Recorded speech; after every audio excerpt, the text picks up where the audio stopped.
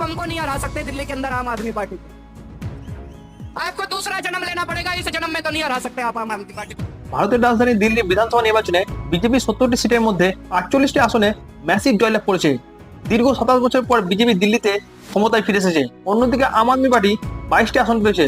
এমনকি দলের প্রধান অরবিন্দ কেজরিওয়াল নিজের আসনেও পরাজিত হয়েছে।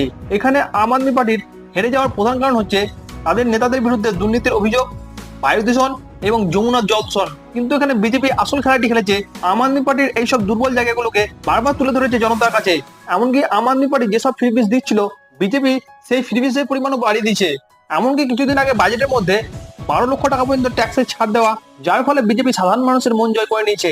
বিজেপির এই জয় দলের জন্য একটি গুরুত্বপূর্ণ সাফল্য, যা পুরো দেশের মধ্যে রাজনৈতিক শক্তিকে বৃদ্ধি করবে। আশা করছি যে বিজেপি সরকার দিল্লিকে দূষণমুক্ত করবে, এমনকি ডেভেলপমেন্টের ক্ষেত্রে একটি গুরুত্বপূর্ণ ভূমিকা পালন করবে।